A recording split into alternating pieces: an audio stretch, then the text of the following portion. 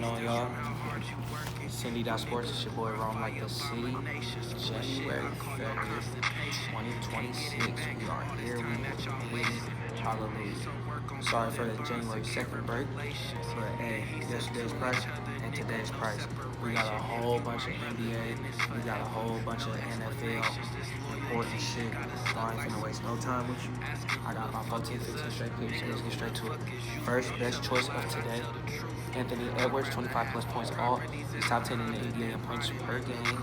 They played the Miami Heat, and I don't see nobody on the Heat that can really contain him or stop him from getting to his spots. Only way this doesn't happen is this game doesn't remain competitive, so it's like a blowout factor or something like that.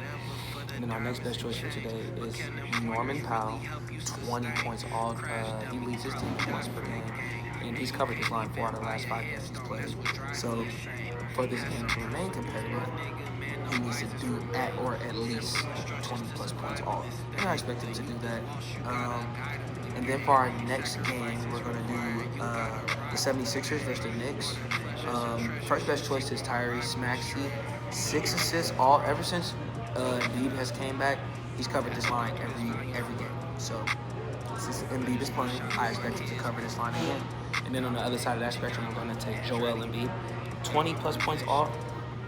Ever since he's been back, he's covered this line every time. I don't see him not covering this line again. You feel me? They play the Knicks, and the Knicks are cool, but I don't know. I'm just not sold on the Knicks for real. That's just my opinion. Embiid should have his way. And then our last best choice for this game is Jalen Brunson, points plus assists. With Karl Anthony Towns almost doubtful, damn near not playing. More of the facilitation and the coagulation will be on Jalen Brunson's responsibility. They're favored to win. So the way for them to quote unquote win is for him to at least be able to cover this line at a highly efficient fashion, which I do believe he can do. And then our next best choice, we're gonna focus on the Spurs versus the Blazers.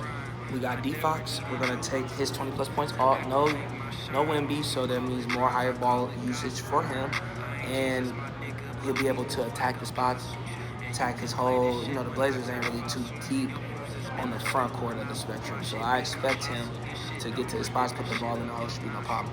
And then on the other side of that spectrum, we're gonna take Denny Avdija, 25 plus points all. They do play the Spurs with no Wemby, so that means there may be a gaping hole in the middle of their court. And as long as he can get to his spots and this game remain competitive, I see him covering this probably by the end of the third quarter for real. And then for our next game, we're gonna focus on the Clippers and Celtics. Clippers and Celtics, both teams are so Eastern Western Conference division. First best choice for this game, we're gonna take Kawhi fucking Leonard, points plus rebounds, just because he's on fucking fire. Nobody can stop him. Last 3 games, I think he's averaging over 30 for sure. And they're playing.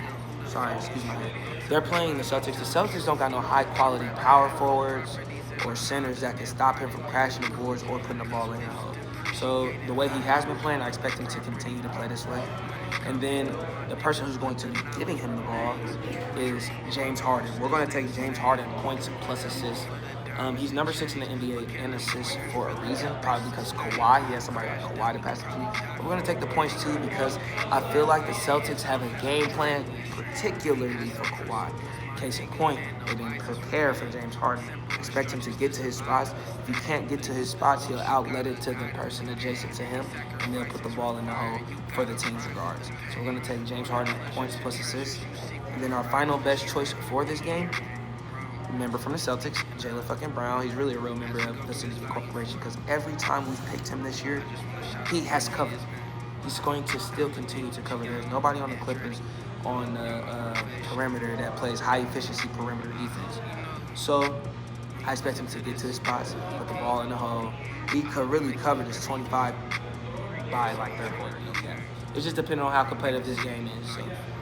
And then some sporadics. They're not randoms, but sporadics. LaMelo Ball, points plus assists. They play the Bulls, and there's no Josh Giddey. So I expect him to get to his spots. And just in case he can't put the ball in the hole, he always got somebody like Miles Bridges or Trey Mann or somebody to throw the hoop to. So I expect him to cover that line. And then we're going to take from the Mavericks versus Rockets, we're going to take Alperen Sengun, 6+ rebounds. He's covered this line all of the last 5 games. And the Mavericks, they are pretty big, but this is an interstate showdown, so I can expect both teams to bring their best efforts. It could be covered by half, it could be covered by third quarter, who knows, but I know it will be covered, just because he's covered every 5 games. And then for our NFL selection, Saturday fucking showdown. First best choice, we're going to talk about the Panthers and the Bucks. Rico Dowdle, 40+ rushing yards, leads his team in rushing yards. This is his first year, and probably a couple years he had a 1,000-yard rushing season. And this is win or go home. So I expect him to, when he touches the ball, he's going to go ham. No cap. And then on the other side of that spectrum, we're going to take Baker Mayfield, 1+ passing touchdown. For some reason, it seems like he can't throw 2 touchdowns, but he's thrown 1 touchdown. 4 out of the last 5 games. So, given the gravity of the position of this game, I expect him to throw at least 1 touchdown. And then for our later game, 49ers versus Seahawks, winner takes the sole NFC. So, bye week, all that. This is very highly imperative on both sides. First best choice is the totals alternate. Vegas gave this game 47.5. We're going to bring it down to 37.5. Both teams average over 25 points per game by themselves.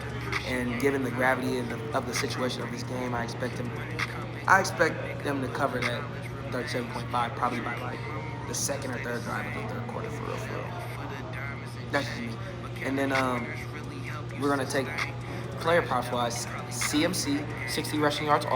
He has covered 4 of his past 5 games.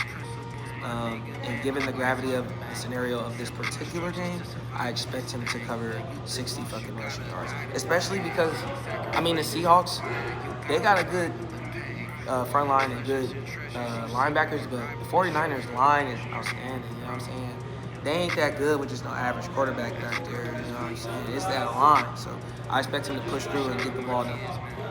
And then our last best choice for this game, for the entire day, Sam Darnold, 200+ passing yards. Mr. Crossout, the whole league crossed him out time and time again. You feel me? And now look at him. Potentially can win first seed in the NFC. He's covered this line 4 out of the past 5 games, and he's top 5 in passing yards. And then the 49ers really don't have no good secondary or covering type of backs. So I expect him to cover that 200 passing yards, no sweat, no problem. And that's it. Roam like the city. Shout out my friends, fam, subscribers. Like, comment, subscribe. Tell me what you like. Tell me what you don't like. Roam City outro.